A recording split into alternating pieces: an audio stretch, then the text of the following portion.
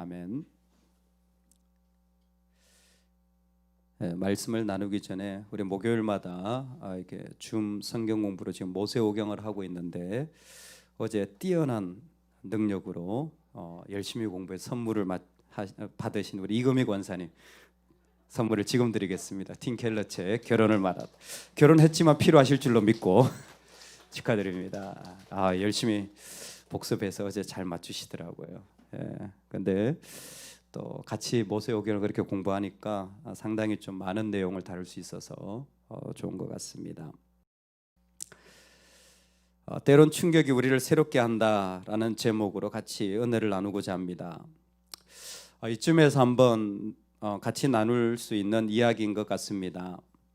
남아프리카에서 사역하는 선교사님이 깊은 인상을 받은 한 가지 사건을 정글에서 보았는데, 정글의 대표적인 독성 있는 뱀이 이 코브라 뱀과 이 맘마뱀이라는 두 종류라고 합니다. 두 가지 다 독성이 아주 강한데, 그런데 선교사님은 언뜻 생각하기에 뱀끼리는 서로 친한 줄 알았대요. 왜? 뱀들이니까. 근데 그게 아니더라는 거죠.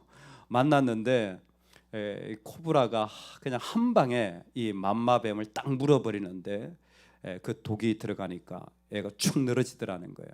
근데 참 징그러운 게 이 코브라가 그 맘마뱀을 통째로 머리부터 씹어서 삼키는 거죠. 근데 어떻게 된 일인지 한 절반쯤 삼켰는데 코브라 뱀도 죽더랍니다. 왜 그럴까요? 맘마뱀 안에 있는 독이 코브라에게 전달돼 가지고 코브라도 그 독에 그 맹독이 된 거예요. 그게 너무 충격적이었대요. 야, 이런 거구나.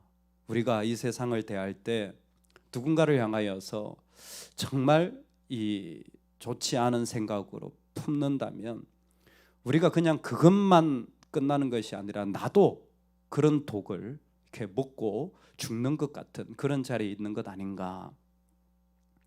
하나님이 이 아론의 제사장 계열에 대하여 고라당이 반역한 것을 거의 15,000명 가까이 죽는 일들 때문에 심판을 하면서도 하나님이 선택하셨다라는 걸 보여줬습니다.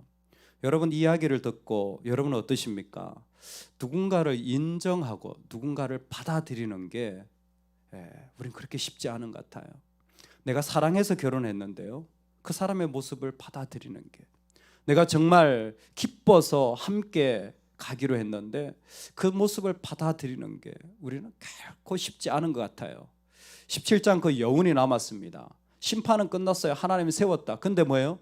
백성들은 여전히 뜻은 알겠는데, 그리고 확실한 하나님의 심판도 보았는데 아론만 왜 제사장이어야 되는지에 대한 받아들이는 것이 쉽지 않은 거예요. 그 여운이 남아 있는 겁니다. 참 놀랍게도 영적인 자리는요, 자신이 인정하지 못하고 받아들이지 못하면 그게 그대로 드러나는 겁니다. 하나님이 그 사실을 아셨어요. 그래서 각 지파마다 지팡이를 하나씩 가지고 오라. 왜 지팡이입니까? 지팡이는 권위의 상징입니다. 동시에 지도자로서의 상징이에요. 하나씩 가지고 와라. 그리고 그 지팡이 위에 이름을 쓰되 아하론아 너도 레위 지파를 통하여서 가져와라. 그리고 너희들의 이름을 써라. 지팡이 13개가 있는 거죠. 그리고 해막 앞에 넣어두라는 겁니다. 별명이 하나님의 무릎이에요. 하나님 앞에 갖다 놔봐라. 그리고 그 다음날 가봤더니 그곳에 싹이 났어요. 싹이 나면 그게 하나님이 선택한 것임을 너희들이 알아야 될 거다. 근데 싹만 났나요? 아니에요. 가보니까 꽃이 피었어요. 살구나무 꽃이 피었어요. 하나님이 택하셨다라는 거예요. 하나님이 세우셨다라는 거예요. 할렐루야. 하나님이 나에게 주셨다라는 거예요. 할렐루야. 하나님이 그 가운데서 지명하셨다라는 겁니다. 할렐루야. 여러분 이것을 인정하실 수 있기를 주의 이름으로 축원합니다. 나는 인정이 안 돼요. 그래도 하나님이 세우셨다면, 하나님이 택하셨다면 그 모습 그대로를 주님 앞에서 받아들이실 수 있기를 바랍니다.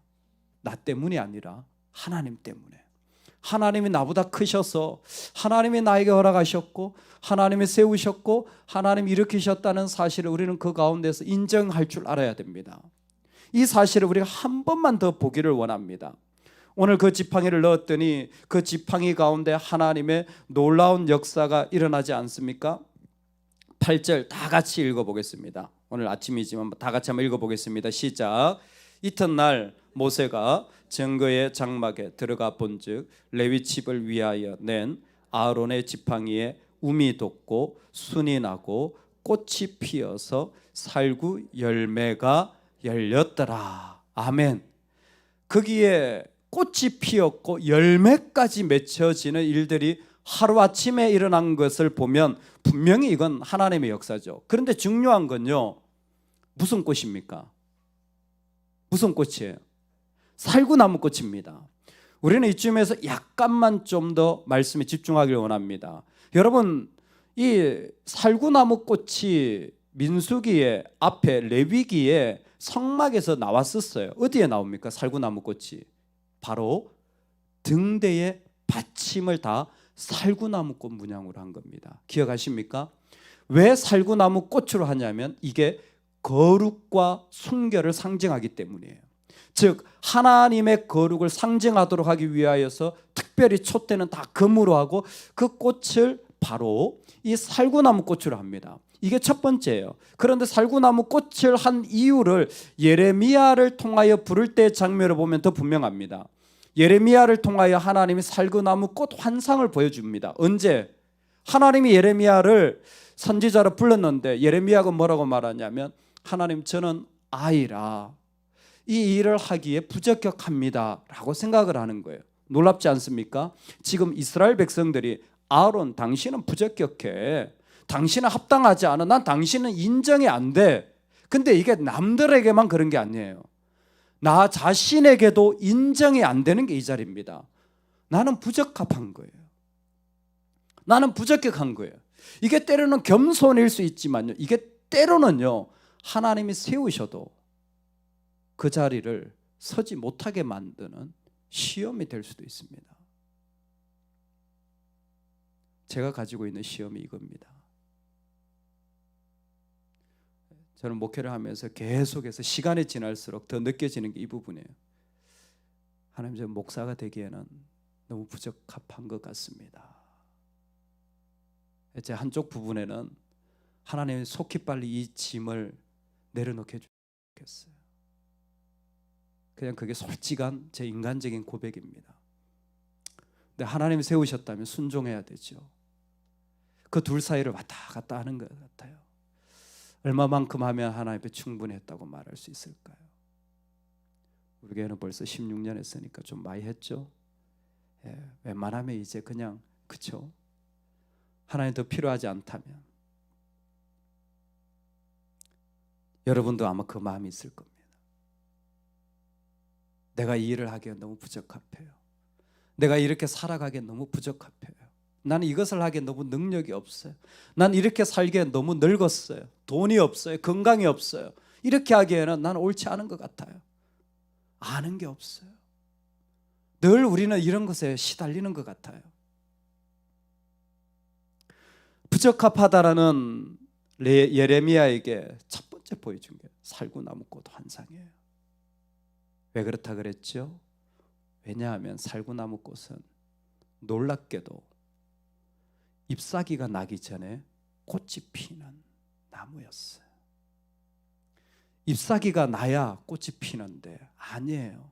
아직 그런 징조도 없는데, 그런 자격도 없는데 왜 하나님 꽃 피게 해주는 거예요? 이 얘기가 뭐냐면 염려하지 마라, 내가 너를 지켜보고 있다. 그래서 샤케드가 살구나무고 쇼케드가 지켜보고 있다는 거예요. 예레미야, 네가 뭘 보고 있니? 제 눈에는 살구나무 꽃이 보입니다. 네가 살구나무를 보듯이 내가 너를 보고 있다. 할렐루야. 하나님 우리에게 하시는 말씀이에요. 나는 부적합한 것 같아요. 저 사람도 저건 아닌 것 같아. 염려하지 마라. 내가 지켜보고 있어. 내가 지켜보고 있고 목재가 양떼를 인도하듯이 내가 인도하고 있단다. 여러분, 오늘 우리에게 필요한 것이 이것입니다. 하나님이 우리를 부르실 때에 우리 모두가 이 연약함의 자리에서 허덕이는 거예요. 누군가를 볼 때 저 사람은 자격이 없다고 내 마음이 허덕이어서 내 마음도 힘든 거예요. 오늘 그곳에서 나오시기 바랍니다. 그 자리는 하나님이 지켜보시고 인도해 가시는 자리입니다. 그 자리는 하나님이 세우시는 자리입니다. 우리 마음에 이것이 너무나 부담스러워서, 이것이 너무 힘들어서 나야 망하게 되었습니다. 어떻게 내가 그러면 살아갑니까? 이런 모습으로 라고 말할 수 있겠지만, 그래서 이스라엘 백성들이 모세에게 와서 한 번 더 원망하는 게 뭡니까? 이런 사람을 죽이는 성막을 우리 중간에 두고 내가 어떻게 살아갑니까? 더 큰 두려움과 공포가 또 그들 마음에 밀려오는 거예요. 이사야가 이 말씀을 그대로 인용합니다. 그 아론의 지팡이에 싹이 나고, 그래서 하나님이 택하신 것을 입증하는 그 말씀을 통하여 이사야는 우리에게 도전하여 주십니다. 어떤 도전입니까? 바로 이새의 줄기에서 한 싹이 나며 그 뿌리에서 한 가지가 나서 결실할 것이요. 아멘. 하나님이 택하신 자리에서 싹이 나는 거예요. 그것이 아론의 지팡이였다면 이 싹은 누구십니까? 예수 그리스도이십니다. 이 나무에서 싹이 난다라는 것은 놀랍게도 나무에 달리신 그리스도의 모습을 그대로 표현해 주는 거예요. 나무에 달리신 그리스도가 생명의 이야기로 우리를 꽃피워 주시는 거예요. 언제? 십자가에 있을 때. 내가 십자가에 있을 때 예수님처럼 우리의 모든 것은 새로워질 수 있습니다. 정말 다 합당하지 않아요. 나를 봐도 사람을 봐도 환경도 다 마음에 드는 게 없어. 그런데 방법이 하나 있어요. 하나님이 택하신 자리, 내가 십자가에 있으면 그것은 꽃이 피는 부활을 경험하는 생명의 자리가 될 줄로 믿습니다.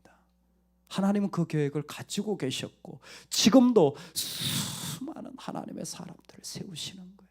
믿으십니까? 믿으십니까?